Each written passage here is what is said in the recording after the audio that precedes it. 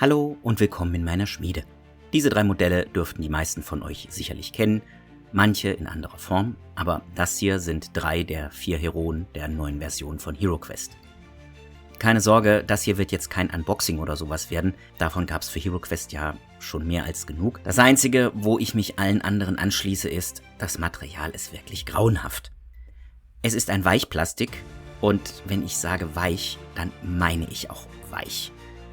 Es lässt sich damit also sehr schlecht entgraten, aber das Spiel wurde mit Sicherheit nicht mit uns Hobbyisten im Hinterkopf entwickelt, sondern mit einer breiten Masse an Kunden und da muss das Material eben stabiler sein bzw. beweglicher, damit nichts abbricht. Aber darum soll es hier an dieser Stelle auch gar nicht gehen. Mir geht es einfach darum, die Modelle etwas schöner zu machen. Denn, mal ganz ehrlich, da wurde sich an einigen Stellen nicht besonders viel Mühe gegeben. Die Albin bzw. die Elfe ist mit einem Schwert bewaffnet, das mich mehr an einen Löffel erinnert als an eine Waffe und zusätzlich sieht es auch nicht besonders gefährlich aus. Der Barbar mag einer wilden Kriegerkultur entstammen, aber auch sein Schwert ist für mich mehr als lieblos designt. Wenn man jetzt daran denkt, dass auch die Wikinger als Barbaren bezeichnet wurden und die trotzdem viel Wert auf Verzierung von Kleidung und Waffen gelegt haben, muss das Schwert hier eben auch weg. Bleibt als letztes der Zwerg. Dessen Axt ist an sich in Ordnung. Allerdings ist das Ding meiner Meinung nach viel zu groß und Fantasy hin oder her, auch ein Zwerg könnte diese Axt nicht hochheben, geschweige denn damit kämpfen. Der Einzige, der aus meiner Sicht Glück gehabt hat, ist der Zauberer. An dem habe ich nicht viel auszusetzen, denn an einem Stab kann wenig falsch gemacht werden. Fangen wir also mit den Umbauten an. Den Anfang macht die Elfe.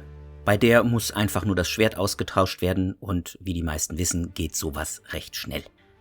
Worauf man bei dem Material hier allerdings achten muss, ist, dass es, wie der Name schon sagt, weich ist. Das Schwert lässt sich also sehr gut abtrennen, aber beim Bohren muss man vorsichtig sein, weil man sonst einfach mal schnell durch die Hand durchgebohrt hat, was mir dann auch passiert ist. Allerdings hat das weiche Material auch einen Vorteil. Es schließt sich nach dem Bohren sehr gut um den Messingstift und hält diesen auch fest. Das heißt in der Regel, wenn der Messingstift erstmal drinne steckt, dann bleibt er da auch drin. Das neue Schwert kommt von Reaper Miniatures, sowie fast alle noch folgenden Ersatzteile. Auch in das wird ein Loch für den Messingstift gebohrt und anschließend werden die Teile einfach zusammengeklebt, womit die Elfe dann auch schon fertig ist.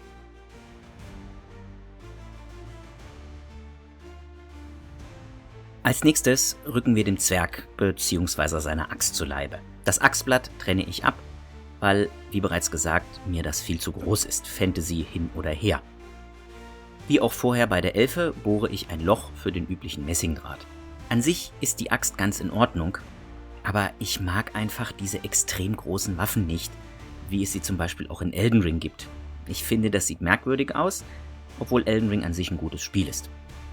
Theoretisch gesehen wäre der Zwerg jetzt auch fertig, aber ein echter Zwerg sollte noch ein bisschen mehr Bewaffnung bei sich haben, vor allem wenn er auf Abenteuer auszieht.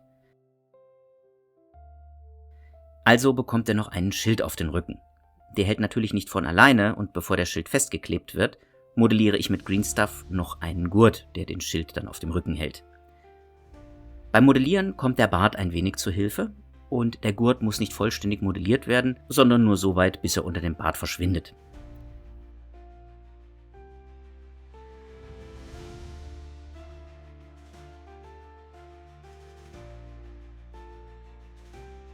Natürlich kann ein Schild nicht mit einer Zweihandwaffe eingesetzt werden, also kriegt unser Zwerg noch eine Einhandaxt an den Gürtel geklebt. Wenn ihr sowas macht, denkt daran, welches die Haupthand eures Zwerges ist. Ein Rechtshänder wird den Griff zur rechten Seite herausragen lassen und ein Linkshänder genau umgekehrt. Zum Abschluss kümmern wir uns um den Barbaren.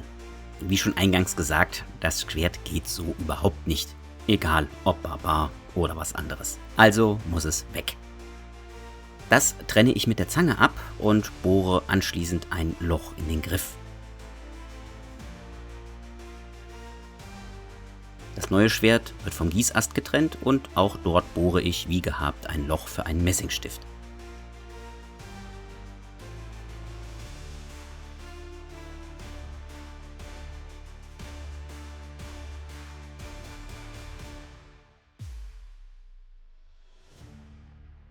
Das Schwert wird eingesetzt und festgeklebt.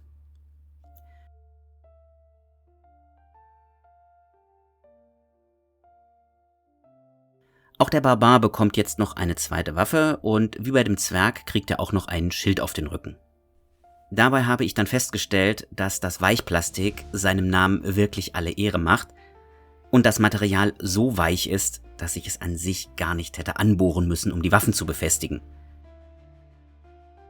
Ich hätte einfach den Messingstift in die Figur drücken können und fertig.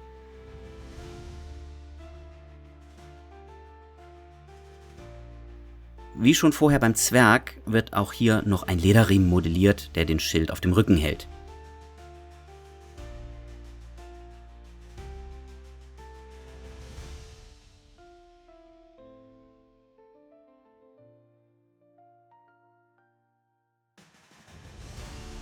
Und so sehen die HeroQuest-Figuren fertig aus. Normalerweise wisst ihr ja, dass ich jetzt sage, ich hoffe, dass euch das Video gefallen hat und dass wir uns dann in meiner Schmiede wiedersehen. Das wird auch noch kommen, aber ich muss halt doch noch ein paar Worte zu diesen Figuren loswerden, weil die haben absolut keinen Spaß gemacht anzumalen. Das Material ist gummiartig, selbst noch weicher als das Bones von Reaper. Und sie ließen sich auch sehr schlecht bemalen. Aus irgendeinem Grund hat bei jeder Figur das Base nach dem Grundieren immer noch geklebt. So als ob die Farbe erst seit 10 Minuten trocken ist. Dabei standen die Figuren zum Teil 3 Tage hier und haben auf Farbe gewartet. Keine Ahnung, woran das liegt. Ich habe die gleichen Techniken angewendet, die ich immer anwende.